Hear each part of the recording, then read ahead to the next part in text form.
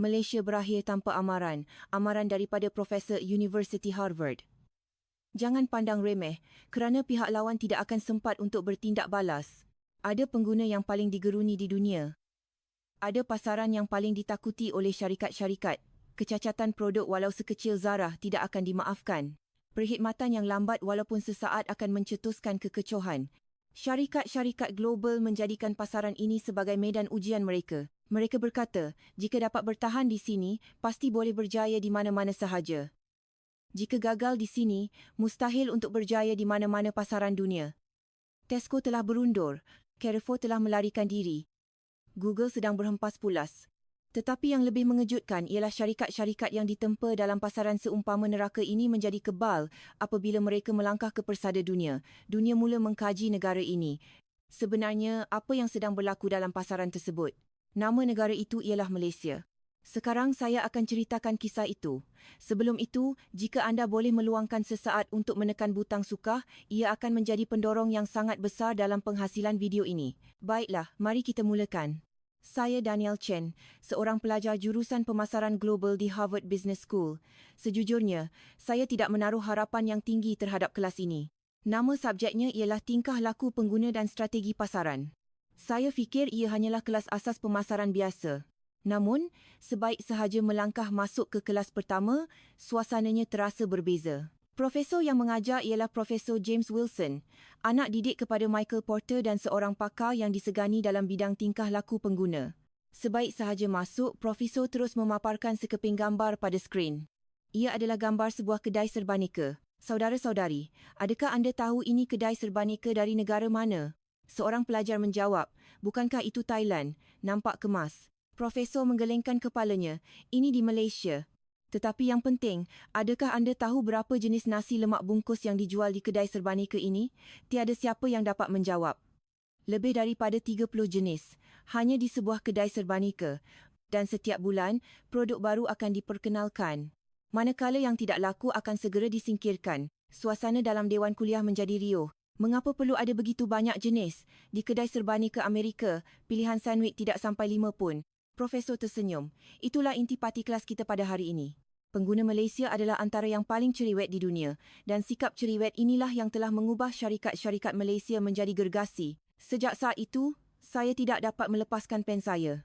Profesor menulis dengan huruf besar di papan putih. Medan ujian neraka. Inilah gelaran yang diberikan oleh syarikat-syarikat global kepada pasaran Malaysia.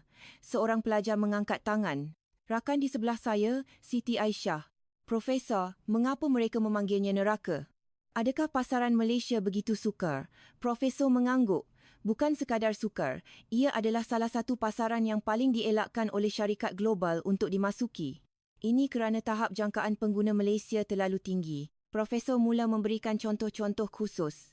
Lihat sahaja perkhidmatan penghantaran. Di Amerika, jika anda memesan makanan, berapa lama masa yang diambil? Siti Aisyah menjawab, biasanya 45 minit hingga sejam. Di Malaysia pula, 30 minit adalah kebiasaan. Malah, jika lebih daripada 30 minit, pengguna akan marah. Mereka akan bertanya, kenapa lambat sangat?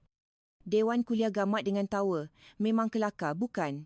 Tetapi inilah realitinya. Pengguna Malaysia tidak boleh bersabar walaupun untuk 30 minit. Oleh itu, aplikasi penghantaran di Malaysia seperti GrabFood terpaksa melakukan pengoptimuman secara gila-gilaan. Hasilnya, terciptalah sistem penghantaran yang paling efisien di dunia. Profesor memberikan satu lagi contoh. Lihat pula kelajuan internet. Anda tahu kan purata kelajuan internet di Malaysia adalah antara yang terpantas di rantau ini. Tetapi tahukah anda mengapa ia menjadi begitu? Seorang pelajar menjawab, kerana pelaburan kerajaan. Itu salah satu faktor. Tetapi yang lebih penting ialah kerana pengguna tidak dapat bertolak ansur dengan internet yang perlahan. Di Malaysia, jika laman web mengambil masa lebih daripada 3 saat untuk dimuatkan, pengguna akan terus meninggalkannya. Itulah sebabnya syarikat telekomunikasi seperti TM dan Maxis bersaing hebat untuk meningkatkan kelajuan. Suara profesor dipenuhi dengan rasa kagum. Inilah ciri pasaran Malaysia. Pengguna terlalu cerewet sehingga syarikat terpaksa sentiasa berinovasi. Jika tidak, mereka akan tersingkir serta-merta. Mendengar cerita itu, saya mula faham mengapa pasaran Malaysia begitu istimewa. Profesor beralih ke contoh seterusnya. Baiklah, sekarang saya akan ceritakan sesuatu yang sangat menarik. kisah bagaimana syarikat-syarikat global gagal di Malaysia. Profesor memaparkan beberapa logo syarikat di skrin. Tesco, Carrefour, Uber, Amazon. Apakah persamaan antara syarikat-syarikat ini? Siti Aisyah menjawab, semuanya adalah syarikat nombor 1 global, bukan? Betul. Dan ada satu lagi persamaan. Mereka semua sama ada telah gagal atau sedang berhempas pulas di Malaysia. Dewan Kuliah menjadi senyap. Mari kita lihat Tesco. Syarikat peruncitan terbesar dunia. Ia memasuki Malaysia pada tahun 2002. Mereka menggunakan formula kejayaan yang sama seperti di Barat. Konsep gudang, jualan dalam kotak besar, layan diri. Tetapi, selepas hampir 20 tahun, mereka menjual perniagaan mereka. Ia satu kekalahan mutlak. Seorang pelajar bertanya, mengapa mereka gagal? Profesor menjelaskan, kerana mereka tidak memahami tabiat membeli belah pengguna Malaysia. Pengguna di Barat mungkin membeli belah secara pukal seminggu sekali. Mereka memuatkan barang ke dalam kereta dan menyimpannya di dalam peti sejuk. Tetapi pengguna Malaysia berbeza. Bagaimana bezanya? Pengguna Malaysia lebih suka membeli barangan segar setiap hari. Ikan yang ditangkap hari ini, sayur yang dipetik pagi tadi. Mereka tidak dapat membayangkan memakan sesuatu yang dibeli seminggu lalu. Mereka lebih gemar ke pasar pagi. Profesor menyambung. Dan kebanyakan rakyat Malaysia tinggal di apartmen atau rumah teres. Jika membeli secara pukal dalam kotak besar dari Pasar Raya Hiper, tiada ruang untuk menyimpannya. Tidak seperti di Amerika yang mempunyai garaj. Barulah saya faham. Saya tidak sangka perbezaan budaya boleh menjadi begitu besar. Profesor juga menerangkan kes Carrefour. Carrefour juga mengalami nasib yang sama. Pasar Raya gergasi dari Perancis. Ia memasuki Malaysia pada tahun 1994 tetapi berundur selepas 18 tahun. Apakah sebabnya? Siti Aisyah meneka, sebab yang sama, hampir sama. Tetapi Carrefour melakukan satu lagi kesilapan besar. Mereka tidak memberi kuasa kepada pengurus tempatan di Malaysia. Semua keputusan dibuat oleh ibu pejabat di Perancis. Mengapa itu menjadi masalah? Pasaran Malaysia berubah dengan sangat pantas. Apa yang menjadi trend minggu ini mungkin sudah lapuk minggu depan. Tetapi untuk mendapatkan kelulusan dari ibu pejabat, ia mengambil masa berminggu-minggu. Pesaing tempatan boleh membuat keputusan dalam sehari dan terus melaksanakannya, manakala Carrefour mengambil masa berminggu-minggu, suara profesor menjadi lebih lantang. Inilah sifat pasaran Malaysia. Jika tidak pantas, anda akan mati. Pengguna Malaysia tidak akan menunggu. Profesor beralih ke kes Uber. Bagaimana pula dengan Uber? Platform perkongsian kenderaan terbesar dunia. Mereka fikir sudah tentu akan berjaya apabila memasuki Malaysia. Tetapi, hakikatnya mereka gagal. Ada sesiapa di sini yang pernah menggunakan Uber di Malaysia? Tiada siapa yang mengangkat tangan. Di Malaysia, ada perkhidmatan bernama Grab. Ia bermula lebih lewat daripada Uber tetapi dengan pantas menguasai pasaran. Mengapa begitu? Tanya seorang pelajar. Adakah Grab melakukan sesuatu yang berbeza? Ya. Grab memahami dengan tepat apa yang dimahukan oleh pengguna Malaysia. Rakyat Malaysia mahu melakukan segala-galanya dengan satu aplikasi. Jadi, Grab menyatukan perkhidmatan e-panggilan, penghantaran makanan, pembayaran dan membeli belah, semuanya dalam satu aplikasi super. Profesor menyambung penjelasannya. Dan rakyat Malaysia tidak suka berbual dengan pemandu. Malah untuk memberitahu destinasi pun, mereka rasa leceh. Grab tahu akan hal ini. Apabila anda memasukkan destinasi dalam aplikasi, ia akan dihantar secara automatik kepada pemandu. Anda boleh masuk ke dalam kereta tanpa perlu berkata apa-apa. Siti Aisyah berkata dengan kagum, sangat teliti, pengguna Malaysia menuntut ketelitian sebegini. Jika ada sedikit sahaja kesulitan, mereka akan terus beralih ke perkhidmatan lain. Mendengar cerita itu, saya merasakan betapa tingginya tahap jangkaan pengguna Malaysia. Profesor beralih ke kes Amazon. Bagaimana pula dengan Amazon, syarikat e-dagang terbesar dunia? Apa yang berlaku kepada mereka di Malaysia? Seorang pelajar menjawab, Amazon ada di Malaysia, tetapi rasanya tidak ramai yang menggunakannya. Betul, Amazon sedang bergelut di Malaysia. Mengapa Amazon yang berjaya di mana-mana sahaja di dunia tidak dapat menembusi pasaran Malaysia? Profesor menjelaskan. Pertama, kelajuan penghantaran. Apa yang dibanggakan oleh Amazon Prime? Penghantaran dalam 2 hari bukan. Tetapi di Malaysia, penghantaran 2 hari dianggap lambat. Dianggap lambat? Ya. Di Malaysia ada syarikat seperti Shopee dan Lazada. Mereka menawarkan penghantaran pada hari berikutnya, malah ada yang pada hari yang sama. Janji penghantaran 2 hari oleh Amazon tidak mampu bersaing. Suara profesor dipenuhi rasa kagum. Kedua, pemulangan barang. Pengguna Malaysia sangat sensitif tentang pemulangan barang. Jika tidak berpuas hati sedikit pun, mereka akan terus memulangkannya. Dan jika proses pemulangan itu menyusahkan walau sedikit, mereka tidak akan menggunakan platform itu lagi. Betapa mudahnya yang mereka mahukan, dengan sekali klik sahaja. Kurier perlu datang ke rumah untuk mengambil barang, pemulangan wang juga perlu dibuat serta-merta. Semua ini dianggap sebagai satu kemestian di Malaysia. Dewan Kuliah menjadi riuh. Di Amerika, untuk memulangkan barang, kita perlu membungkusnya semula dan pergi ke pejabat pos. Jika anda meminta pengguna Malaysia melakukan itu, pasti akan timbul kekecohan. Pada ketika itu, saya sedar. Tahap jangkaan pengguna Malaysia berada pada dimensi yang sama sekali berbeza. Profesor menekankan poin penting. Baiklah, mari kita rumuskan intipatinya di sini. Mengapa syarikat-syarikat nombor 1 global gagal di Malaysia? Profesor menulis 3 perkara di papan putih. Pertama, kelajuan. Pengguna Malaysia tidak suka menunggu. Penghantaran 30 minit, penghantaran keesokan hari, pemulangan wang serta-merta. Ini adalah standard asas. Kedua, kualiti. Mereka tidak memaafkan walau sedikit pun kecacatan. Mereka tidak mahu 99%, tetapi 100%. Ketiga, kemudahan. Semuanya mesti diselesaikan dengan sekali klik. Jika ada sedikit sahaja kesusahan, mereka akan terus pergi. Suara profesor menjadi serius. Ketiga-tiga kriteria ini terlalu tinggi sehingga syarikat global tidak dapat menyesuaikan diri. Standard global mereka tidak cukup untuk memuaskan hati pengguna Malaysia. Siti Aisyah bertanya, jadi bagaimana syarikat-syarikat Malaysia boleh bertahan? Profesor tersenyum. Itulah cerita seterusnya. Bagaimana syarikat-syarikat Malaysia yang bertahan dalam persekitaran seumpama neraka ini telah menjadi gergasih. Profesor beralih ke topik seterusnya. Baiklah, sekarang bahagian yang paling menarik. Bagaimana syarikat-syarikat Malaysia, hasil daripada pengguna yang cerewet ini, menjadi antara yang terhebat di dunia? Profesor memaparkan logo Pro 2 di skrin. Mengapa kereta Pro 2 berjaya di pasaran tempatan dan serantau? Seorang pelajar menjawab, sebab teknologi dan harganya berpatutan. Itu benar, tetapi ada sebab yang lebih penting, kerana mereka telah ditempa oleh pengguna Malaysia. Profesor menjelaskan, pengguna Malaysia mempunyai jangkaan yang sangat tinggi terhadap kereta.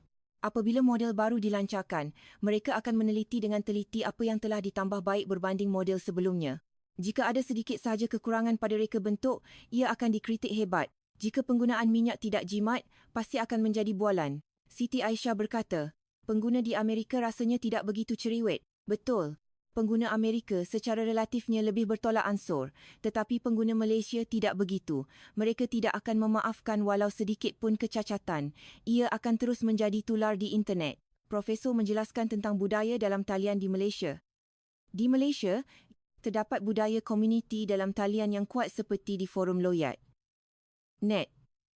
Jika ada masalah dengan produk, ia akan terus dimuat naik. Dan ia merebak dengan pantas. Dalam sehari, seluruh negara akan tahu. Jadi, apa yang syarikat lakukan? Mereka melakukan kawalan kualiti secara gila-gilaan. Walau sedikit pun kecacatan tidak dibenarkan, kerana sekali imej tercemar, sukar untuk dipulihkan. Pengguna Malaysia tidak akan lupa. Suara profesor meninggi. Untuk bertahan dalam persekitaran sebegini, apa yang perlu dilakukan? Anda perlu menjadi sempurna. Itulah sebabnya kawalan kualiti kereta Pro 2 sangat ketat. Jika ia boleh diterima di Malaysia, ia boleh diterima di mana-mana sahaja. Profesor berhenti sejenak dan menceritakan satu kisah menarik. Beberapa tahun lalu, saya pernah melawat sebuah kilang syarikat elektronik di Malaysia. Saya berpeluang melihat bahagian kawalan kualiti dan saya benar-benar terkejut. Apa yang mengejutkan? Tanya Siti Aisyah. Ketika itu jam 3 pagi, tetapi kaki tangan pasukan kawalan kualiti masih bekerja. Saya bertanya apa yang berlaku. Rupa-rupanya terdapat kecacatan halus dengan kebarangkalian 0,00001% ditemui pada produk yang dikeluarkan hari itu. Profesor menyambung penjelasannya. Di Amerika atau Eropah, apa yang akan mereka lakukan? Mungkin mereka akan mengadakan mesyuarat keesokan harinya untuk mencari jalan penyelesaian. Lagipun ia hanya 0,0001%, tetapi di Malaysia ia berbeza. Apa yang mereka lakukan?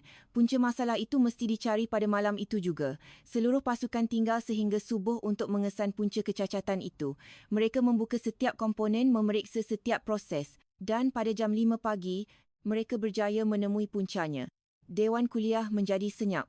Saya bertanya kepada kaki tangan itu, Mengapa perlu bersusah payah sebegini? Tahukah anda apa jawapan mereka? 0,05% bermakna 1 dalam 100,000. Jika 100,000 orang membeli produk kami, seorang akan menerima produk yang rosak. Bagi seorang itu, ia adalah 100% dan kami berada di sini untuk seorang itu. Suara profesor dipenuhi dengan rasa terharu. Ketika itulah saya sedar, mengapa kualiti produk Malaysia begitu baik. Mereka tidak melihat angka, tetapi mereka melihat manusia. Profesor menceritakan satu lagi episod. Sekumpulan pakar kawalan kualiti dari Jerman pernah melawat kilang pemasangan kereta di Malaysia. Jerman kan terkenal sebagai pusat kawalan kualiti. Tahukah anda apa kata mereka? Tanya seorang pelajar. Mereka memujinya, bukan sekadar memuji. Mereka terkejut. Mereka berkata, ada perkara yang perlu kami pelajari di sini. Terutamanya mereka kagum dengan kepantasan tindak balas terhadap aduan pelanggan. Profesor menjelaskan dengan lebih terperinci. Di Malaysia, jika pelanggan membuat aduan, analisis punca akan dimulakan dalam masa 24 jam. Dalam 48 jam, langkah penyelesaian akan dicadangkan.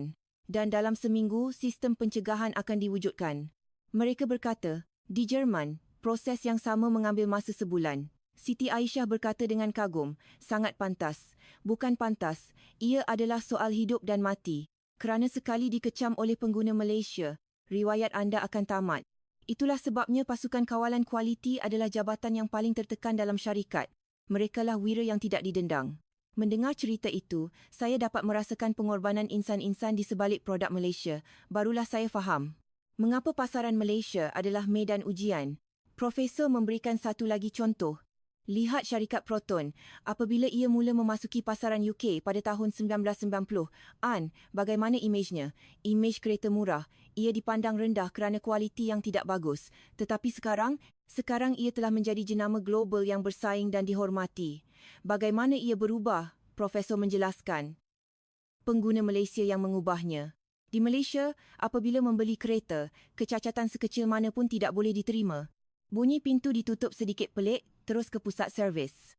Steering sengit 1 mm. Terus buat aduan. Siti Aisyah tersenyum. Sangat seriwet, ya. Tetapi sikap seriwet inilah yang menjadikan Proton dan Pro 2 lebih kuat. Dalam usaha memenuhi standard pengguna Malaysia, kualiti mereka meningkat dengan mendadak. Dan dengan kualiti itu, mereka mula mendapat pengiktirafan di pasaran antarabangsa. Profesor menunjukkan data khusus. Ada sebuah agensi kaji selidik kualiti kereta bernama J.D. Power. Ia adalah agensi yang paling berwibawa di Amerika. Pada awal 2000-an, jenama Malaysia berada di kedudukan tercorot. Tetapi pada tahun 2020-an, mereka berada di kedudukan teratas. Bagaimana ia boleh berubah begitu cepat? Terima kasih kepada pengguna Malaysia. Mereka menuntut kualiti yang ekstrem dan syarikat kereta berusaha sehabis baik untuk memenuhinya. Hasilnya turut kelihatan di pasaran global. Mendengar cerita itu, saya merasakan betapa besarnya peranan pengguna Malaysia. Profesor beralih ke contoh seterusnya. Lihat pula industri kosmetik. Tahukah anda mengapa kosmetik halal dari Malaysia begitu popular di pasaran global? Seorang pelajar menjawab. Sebab trend halal beauty. Ada sebab mengapa ia menjadi trend. Kerana kualiti kosmetik Malaysia sememangnya sangat baik. Mengapa ia menjadi begitu? Profesor menjelaskan. Kerana wanita Malaysia adalah antara pengguna yang paling cerewet di dunia, terutamanya dari segi status halal dan kesesuaian dengan cuaca tropika. Rutin penjagaan kulit wanita Malaysia mungkin tidak sepanjang 10 langkah, tetapi mereka sangat mementingkan bahan-bahan, keberkesanan untuk kulit di iklim panas dan lembap. Dan yang paling penting, ia mestilah patuh syariah. Mereka mahukan produk terbaik yang memenuhi semua kriteria ini. Dewan Kuliah riuh dengan tawa kecil. Wanita di barat mungkin hanya ada 3,4 langkah. Tetapi wanita di Malaysia sangat teliti. Dan untuk setiap langkah, mereka mahukan produk terbaik. Jika tidak berkesan sedikit pun, mereka akan terus menukar kepada produk lain. Suara profesor dipenuhi dengan rasa kagum. Untuk memuaskan hati pengguna yang cerewet sebegini, apa yang perlu dilakukan? Anda perlu sentiasa berinovasi. Itulah sebabnya syarikat kosmetik Malaysia sentiasa mengeluarkan produk baru. Bahan-bahan baru, teknologi baru, pembungkusan baru. Mereka sentiasa berubah. Siti Aisyah bertanya, jadi, itulah sebabnya ia popular di luar negara? Ya, produk yang telah ditempa di Malaysia tidak mempunyai saingan apabila dibawa ke luar negara, terutamanya di pasaran dengan populasi Muslim yang besar. Kualitinya bagus, inovasinya pantas dan harganya berpatutan. Barulah saya faham mengapa halal beauty berjaya. Profesor menyebut satu lagi industri, Industri permainan video juga sama. Seorang pelajar kelihatan bingung. Permainan video? Ya. Tahukah anda mengapa permainan video yang dilokalkan untuk Malaysia berjaya di peringkat global? Profesor menjelaskan, kerana pemain Malaysia adalah antara yang paling cerewet di dunia. Di Malaysia, jika ada satu sahaja bug dalam permainan, pasti akan menjadi kecoh. Jika keseimbangan permainan sedikit tidak kena, para pengguna akan bangkit memberontak sehingga ke tahap mana? Mereka akan serang halaman media sosial syarikat itu. Betul, ini bukan main-main. Dewan Kuliah gamat dengan tawa. Memang kelakar tetapi ia adalah fakta. Pemain Malaysia sangat serius. Jika mereka tidak suka dengan permainan itu, mereka akan membantah secara teratur. Jadi, syarikat permainan video Malaysia sangat berhati-hati. Profesor menyambung, permainan yang berjaya bertahan dalam persekitaran sebegini, apa akan jadi apabila ia dibawa ke luar negara? Oleh kerana tahap kesempurnaannya tinggi, ia akan terus menjadi popular.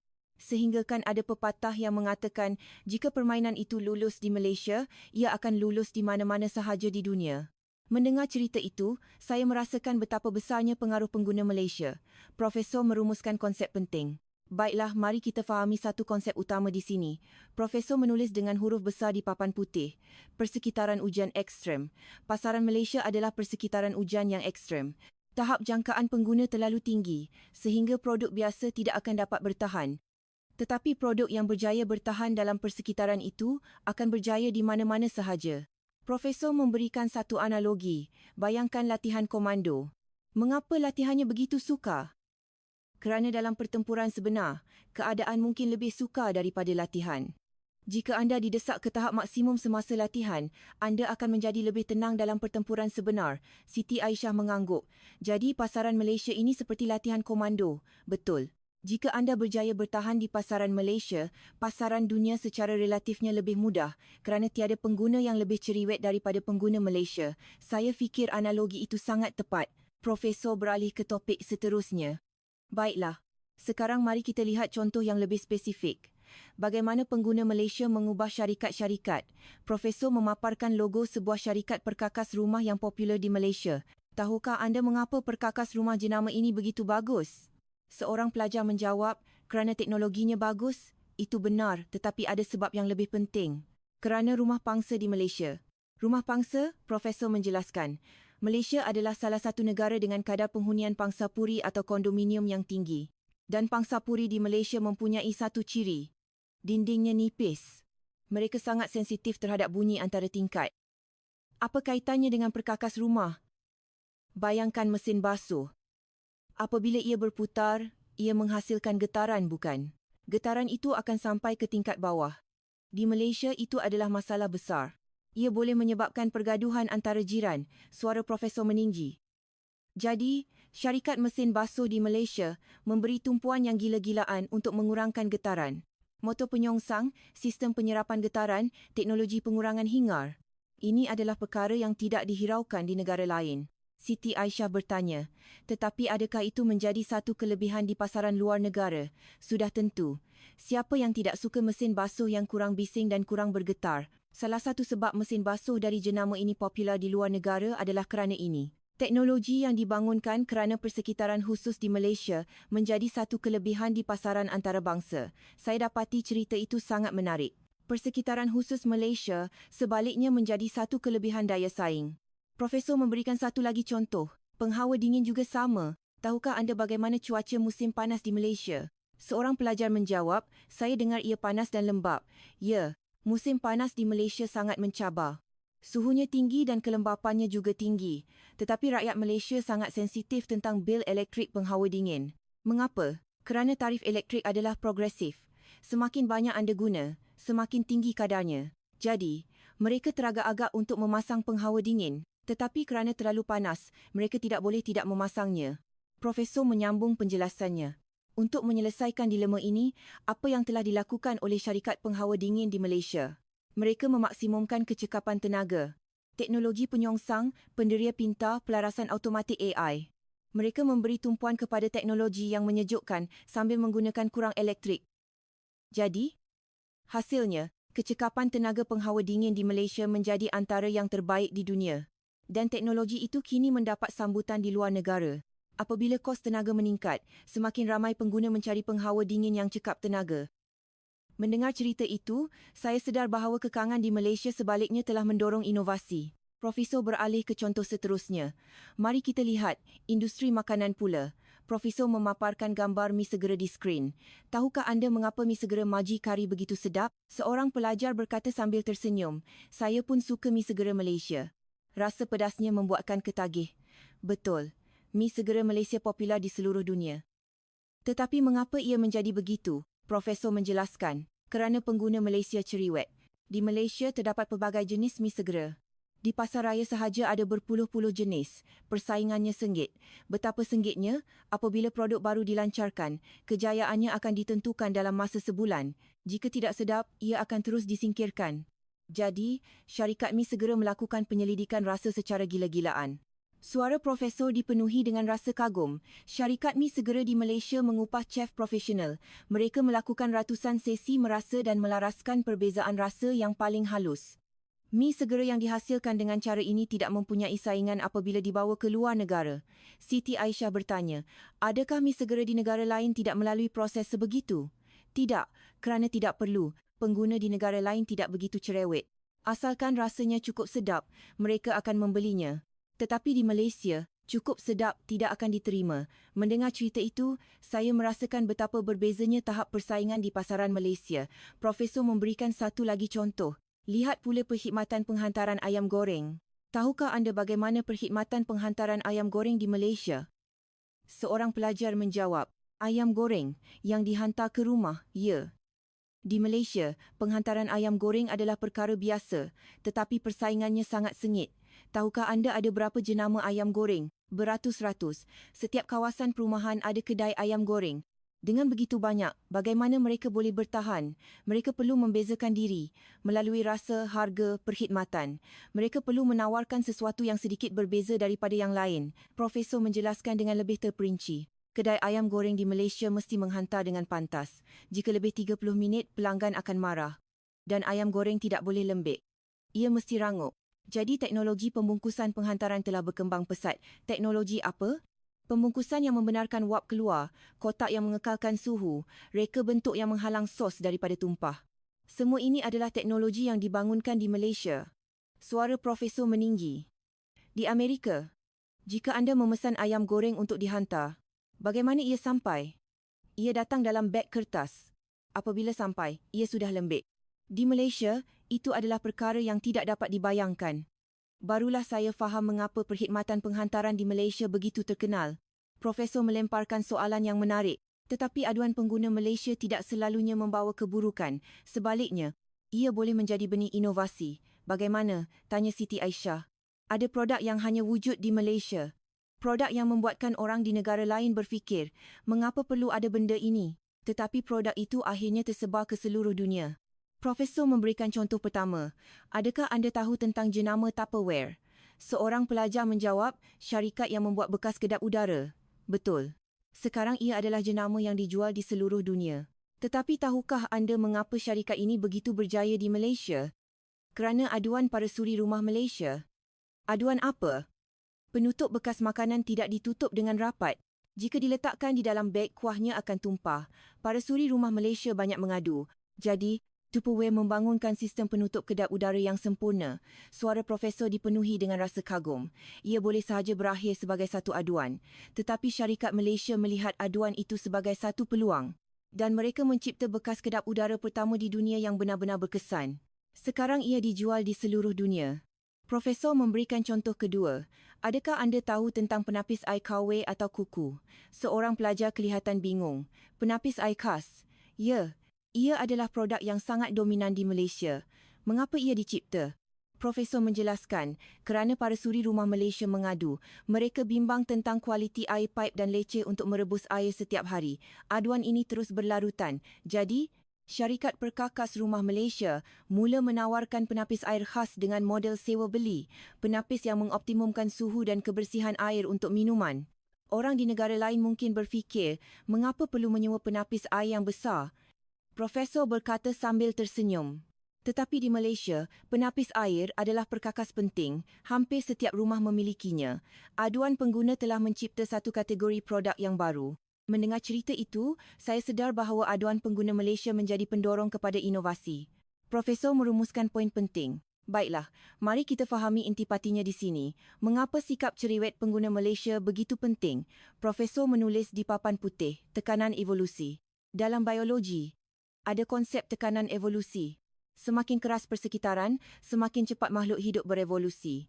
Untuk terus hidup, mereka perlu menyesuaikan diri. Siti Aisyah berkata, jadi pasaran Malaysia adalah persekitaran seperti itu. Betul. Tahap jangkaan pengguna Malaysia yang tinggi memberikan tekanan evolusi kepada syarikat. Syarikat yang tidak dapat menyesuaikan diri akan tersingkir, manakala syarikat yang berjaya menyesuaikan diri akan menjadi lebih kuat. Profesor menyambung penjelasannya. Dan evolusi ini tidak akan berhenti kerana tahap jangkaan pengguna Malaysia sentiasa meningkat. Apa yang terbaik semalam menjadi biasa hari ini dan menjadi lapuk esok. Jadi, syarikat perlu sentiasa berinovasi. Mendengar cerita itu, saya faham mengapa syarikat-syarikat Malaysia berubah dengan begitu pantas. Profesor beralih ke topik seterusnya. Baiklah, sekarang mari kita bincangkan sesuatu yang lebih menarik. Tentang korak tingkah laku khas pengguna Malaysia. Profesor menulis perkataan baru di papan putih, pembelajaran kolektif. Apa ini? Pengguna Malaysia berkongsi maklumat dengan pantas. Jika seseorang menemui produk yang bagus, ia akan tersebar dengan serta-merta. Sebaliknya, produk yang buruk juga akan tersebar dengan serta-merta. Profesor menjelaskan dengan lebih terperinci. Di Malaysia, terdapat budaya komuniti dalam talian. Ulasan produk, perbandingan harga, testimoni pengguna dikongsi dalam masa nyata. Jadi, pengguna menjadi sangat bijak. Bagaimana bijaknya? Contohnya, apabila telefon pintar baru dilancarkan, apa yang akan berlaku? Pada hari pertama pelancaran, sudah ada ulasan yang membukanya komponen demi komponen. Mereka menganalisis setiap bahagian. Berapa kosnya? Apa yang berubah berbanding model sebelumnya? Dewan kuliah menjadi riuh. Dan maklumat itu tersebar dengan pantas. Keesokan harinya beratus-ratus ribu orang sudah tahu. Jika syarikat cuba menyembunyikan sesuatu, sia-sia sahaja. Semuanya akan terbongkar. Siti Aisyah berkata dengan kagum, pengguna yang sangat menakutkan. Ya, jadi syarikat-syarikat di Malaysia tidak boleh menipu. Jika ada masalah dengan produk, ia akan terus diketahui. Jadi mereka perlu membuatnya dengan betul dari awal lagi. Profesor minum air sejenak dan memulakan cerita baru. Baiklah, sekarang saya akan tunjukkan satu plot twist yang menarik. Saya kata tadi ada syarikat global yang gagal di Malaysia, bukan? Tetapi sebahagian daripada mereka selepas belajar dari pengalaman di Malaysia, telah menerapkan apa yang mereka pelajari ke dalam strategi global mereka dan menjadi lebih berjaya. Seorang pelajar kelihatan bingung. Gagal tetapi menjadi lebih berjaya? Profesor memaparkan logo Starbucks di skrin. Lihat Starbucks. Tahukah anda apa yang berlaku apabila Starbucks pertama kali memasuki Malaysia? Berjaya, kan? Di Malaysia kan ada banyak Starbucks. Sekarang ya, tetapi pada mulanya mereka bergelut. Kerana pengguna Malaysia tidak berpuas hati dengan Starbucks ala Amerika, Profesor menjelaskan apa yang dimahukan oleh pengguna Malaysia. Mereka merasakan menu yang sama setiap kali adalah membosankan. Jadi, mereka menuntut menu edisi terhad mengikut musim. Minuman bertema raya, minuman mangga pada musim panas, minuman labu pada musim perayaan lain. Perlu ada sesuatu yang baru setiap musim. Siti Aisyah berkata, di Amerika, mereka tidak berbuat begitu. Tidak. Menu Starbucks di Amerika hampir tetap. Tetapi untuk memenuhi permintaan pengguna Malaysia, mereka mula memperkenalkan menu edisi terhad bermusim dan ia mendapat sambutan yang luar biasa. Suara Profesor meninggi. Tetapi yang lebih menarik ialah apa yang berlaku selepas itu. Strategi menu edisi terhad bermusim yang berjaya di Malaysia ini telah diperluaskan ke seluruh dunia. Sekarang Starbucks di Amerika pun ada menu bermusim, bukan? Seperti pumpkin spice latte. Itu dipelajari dari Malaysia. Dewan kuliah menjadi riuh. Pemasaran barangan juga sama. Di Starbucks Malaysia, jika mereka mengeluarkan tumbler atau cawan edisi terhad, orang akan beratur untuk membelinya. Melihat fenomena itu, ibu pejabat Starbucks terkejut. Mengapa orang beratur untuk membeli cawan di kedai kopi? Seorang pelajar tersenyum. Di Malaysia, mereka memang beratur. Ya, jadi, Starbucks mengguna pakai pemasaran barangan sebagai strategi global. Sekarang Starbucks di seluruh dunia menjual barangan edisi terhad, bukan? Itu bermula di Malaysia. Profesor memberikan satu lagi contoh. IKEA juga serupa. Tahukah anda apa masalahnya apabila IKEA memasuki Malaysia? Seorang pelajar menjawab, perlu pasang sendiri? Betul. Intipati IKEA ialah pelanggan memasang sendiri perabot. Kerana itu harganya lebih murah, tetapi pengguna Malaysia tidak suka. Mengapa? Kerana leceh. Pengguna Malaysia lebih rela membayar lebih asalkan perabot itu dipasang dan dihantar, dan mereka mahu ia dihantar pada hari berikutnya. Ini adalah permintaan yang mustahil mengikut standard global IKEA. Profesor menyambung penjelasannya. Pada mulanya, IKEA menolak. Ini adalah cara kami. Tetapi apabila jualan tidak mencapai jangkaan, mereka akhirnya berubah. Mereka memulakan perkhidmatan pemasangan dan penghantaran hanya di Malaysia. Dan apa hasilnya? Jualan meningkat dengan mendadak. Dan ibu pejabat IKEA mula berfikir, mungkin negara-negara Asia lain juga sama. Akhirnya, mereka mengubah keseluruhan strategi Asia mereka. Pengguna Malaysia telah mengubah strategi IKEA di Asia. Mendengar cerita itu, saya sedar bahawa pengaruh pengguna Malaysia mampu mengubah strategi syarikat global. Saya merasakan betapa hebatnya kebijaksanaan kolektif pengguna Malaysia. Profesor menjelaskan satu lagi ciri. Satu lagi ciri pengguna Malaysia ialah penyesuaian yang pantas. Penyesuaian pantas? Ya. Apabila teknologi atau perkhidmatan baru muncul, pengguna Malaysia adalah yang paling cepat menerimanya. Itulah sebabnya Malaysia menjadi medan ujian untuk teknologi baru. Profesor memberikan contoh, lihat pembayaran mudah alih dan kod QR. Di Malaysia, penggunaan wang tunai semakin berkurangan. Semuanya dibayar dengan telefon pintar. Malah gerai di pasar malam pun menerima pembayaran kod QR. Seorang pelajar terkejut. Di pasar malam pun? Ya. Kerana pengguna Malaysia tidak suka menggunakan wang tunai. Leceh. Jadi peniaga pasar malam pun terpaksa menyediakan kod QR. Suara profesor dipenuhi dengan rasa kagum. Kerana persekitaran inilah syarikat teknologi kewangan fintech di Malaysia berkembang pesat. Kerana pengguna terus menerima teknologi baru, ia menjadi tempat yang baik untuk bereksperimen. Mendengar cerita itu, saya faham mengapa Malaysia berada di barisan hadapan dalam teknologi baru. Profesor menjelaskan ciri seterusnya, dan pengguna Malaysia sama ada sangat setia atau sangat tidak menentu. Apa maksudnya? Apabila mereka menemui jenama yang disukai, mereka akan sangat setia. Mereka hanya membeli produk jenama itu dan mengesyorkannya kepada orang lain. Tetapi sekali dikhianati, mereka tidak akan memaafkan sama sekali. Profesor menjelaskan dengan lebih terperinci. Di Malaysia, kesilapan kecil syarikat boleh membawa kepada krisis besar kerana pengguna tidak memaafkan. Apabila boikot berlaku, ia sangat menakutkan sehingga ke tahap mana jualan boleh jatuh separuh dan ia mengambil masa bertahun-tahun untuk pulih. Jadi syarikat-syarikat di Malaysia tidak boleh melakukan kesilapan. Satu kesilapan boleh membawa padah. Mendengar cerita itu, saya merasakan betapa tegasnya pasaran Malaysia. Profesor beralih ke topik seterusnya. Baiklah, sekarang mari kita bincangkan sesuatu yang sangat penting. Bagaimana syarikat global memanfaatkan Malaysia? Profesor memaparkan beberapa logo syarikat global di skrin. Apple, Google, Microsoft, Netflix. Bagaimana syarikat-syarikat ini melihat pasaran Malaysia?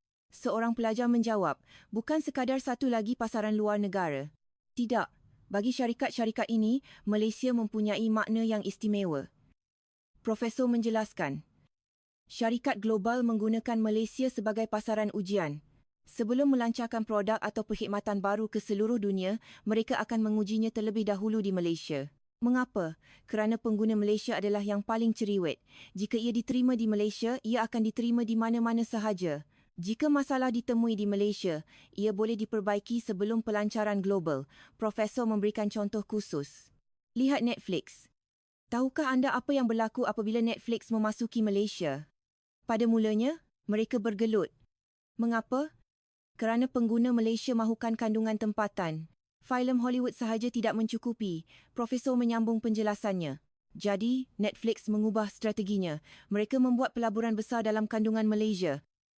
Siri seperti Polis Evo, Mat Kilau, Project, High Council, semua kandungan ini dihasilkan untuk menawan pasaran Malaysia. Siti Aisyah berkata, tetapi kandungan itu menjadi popular di seluruh dunia, bukan? Betul, itulah dia. Kandungan yang dihasilkan untuk memuaskan hati pengguna Malaysia telah diterima di seluruh dunia. Pasaran Malaysia menjadi batu loncatan untuk kejayaan global. Suara Profesor meninggi. Inilah nilai pasaran Malaysia. Jika anda dapat memuaskan hati pengguna Malaysia yang cerewet, produk itu akan berjaya di mana-mana sahaja di dunia. Barulah saya faham mengapa syarikat global memberi tumpuan kepada pasaran Malaysia. Profesor memberikan satu lagi contoh. Google juga sama. Tahukah anda apa yang berlaku kepada Google di Malaysia? Seorang pelajar menjawab, Google kan nombor 1 di seluruh dunia. Betul, di seluruh dunia. Tetapi bukan di Malaysia. Di Malaysia, enjin carian Google adalah yang utama, tetapi pengguna masih mempunyai jangkaan yang unik. Dewan Kuliah menjadi riuh. Mengapa begitu? Bukan kerana Google tidak bagus. Kerana jangkaan pengguna Malaysia berbeza. Profesor menjelaskan, apabila pengguna Malaysia membuat carian, mereka tidak mahu senarai pautan yang ringkas. Mereka mahukan jawapan serta-merta. Pesaing tempatan memahami ini. Apabila anda membuat carian, jawapan terus dipaparkan disepadukan dari blog, berita dan forum. Adakah Google tidak berbuat begitu? Cara Google berbeza.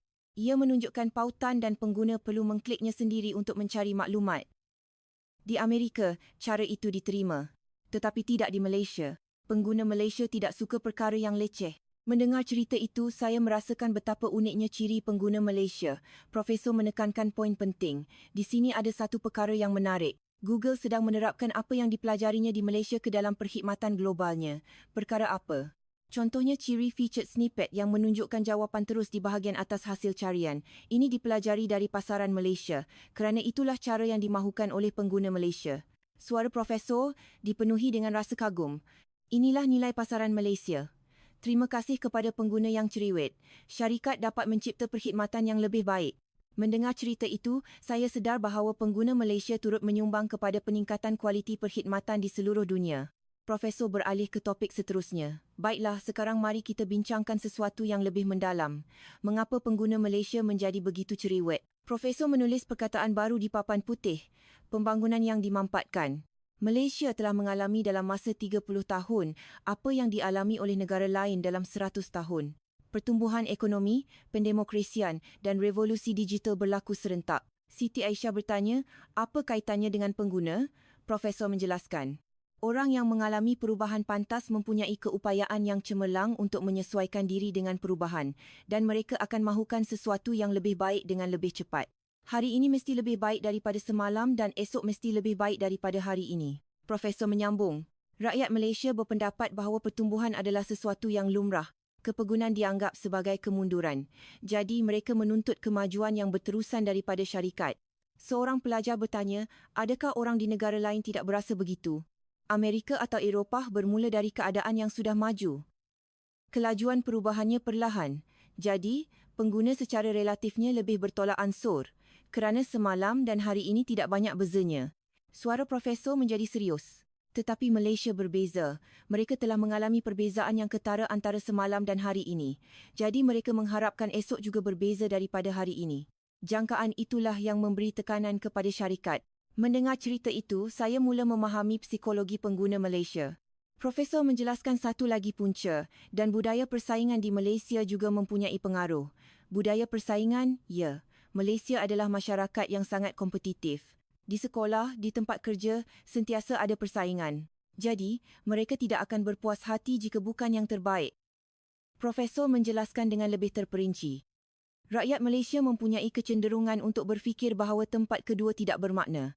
Hanya tempat pertama yang diingati. Jadi, semasa membeli belah pun, mereka mahukan produk terbaik. Mereka tidak suka yang cukup-cukup makan.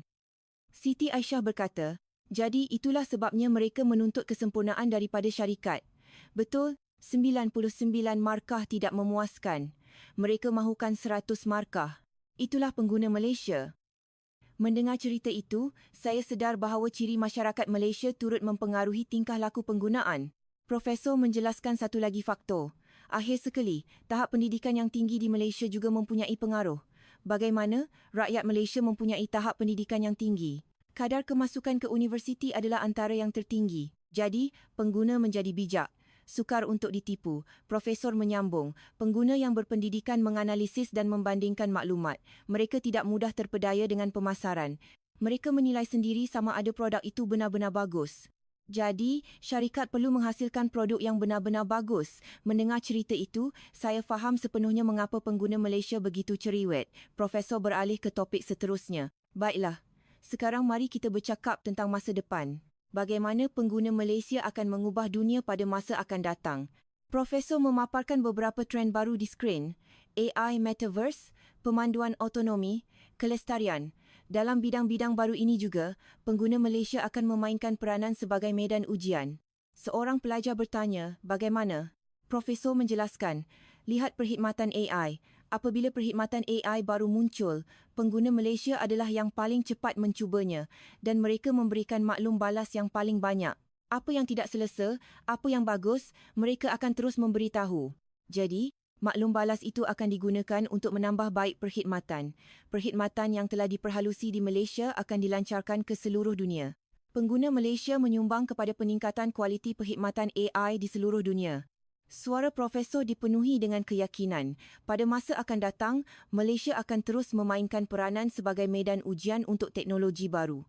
Pengguna Malaysia yang cerewet akan meningkatkan kualiti teknologi dan teknologi itu akan tersebar ke seluruh dunia. Mendengar cerita itu, saya merasakan peranan pengguna Malaysia akan terus menjadi penting pada masa hadapan. Profesor memulakan kesimpulannya. Baiklah, mari kita rumuskan. Profesor menunjuk kepada nota di papan putih dan berkata, hari ini kita telah belajar tentang kuasa pengguna Malaysia. Ia boleh dirumuskan dalam 3 perkara. Pertama, tahap jangkaan yang tinggi. Pengguna Malaysia adalah yang paling cerewet di dunia. Jadi, syarikat tiada pilihan selain menjadi sempurna. Kedua, maklum balas pantas. Pengguna Malaysia berkongsi maklumat dengan pantas. Jika syarikat melakukan kesilapan, ia akan terus diketahui. Jadi, mereka perlu melakukannya dengan betul dari awal lagi. Ketiga, tekanan evolusi. Persekitaran yang mencabar menjadikan syarikat lebih kuat. Syarikat yang berjaya bertahan di Malaysia akan berjaya di mana-mana sahaja di dunia. Suara profesor menjadi serius. Inilah sebabnya syarikat global takut kepada Malaysia.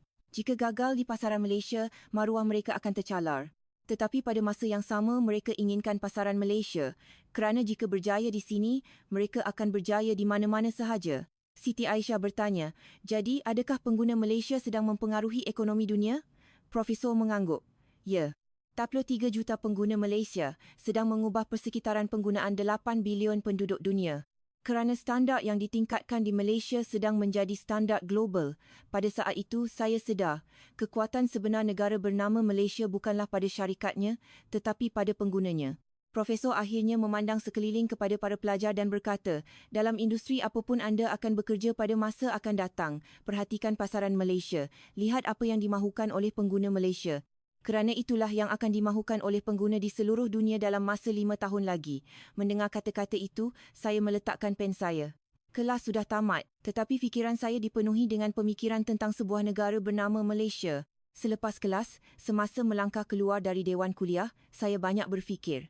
Saya mula melihat negara Malaysia dari perspektif yang sama sekali baru. Selama ini, jika disebut Malaysia, saya akan terfikir tentang syarikat seperti Petronas atau Maybank. Tetapi wira sebenar yang membentuk syarikat-syarikat itu adalah para penggunanya. Pengguna yang paling cerewet di dunia telah melahirkan syarikat-syarikat yang paling kuat di dunia. Sejak hari itu, saya mula mengkaji tentang pengguna Malaysia. Dan saya sedar, mereka bukan sekadar cerewet. Mereka mempunyai kegairahan untuk sesuatu yang lebih baik. Kepercayaan bahawa hari ini mesti lebih baik daripada semalam dan esok mesti lebih baik daripada hari ini. Kepercayaan itulah yang menggerakkan syarikat, memajukan teknologi dan mengubah dunia. Syarikat-syarikat global telah tunduk di Malaysia. Tesco telah berundur, Uber telah tewas dan Amazon sedang berhempas pulas. Tetapi syarikat-syarikat yang ditempa dalam pasaran seumpama neraka itu menjadi kebal apabila mereka melangkah ke persada dunia. Pero 2 telah membuktikannya, Proton telah membuktikannya dan banyak lagi yang telah membuktikannya. Pengguna yang paling digeruni di dunia telah melahirkan syarikat-syarikat yang paling kuat di dunia. Nama negara itu ialah Malaysia. Kisah hari ini sampai di sini sahaja. Terima kasih kerana menonton video yang panjang ini. Terima kasih kepada para pelanggan kami yang sentiasa bersama kami. Kami akan kembali dengan video baru.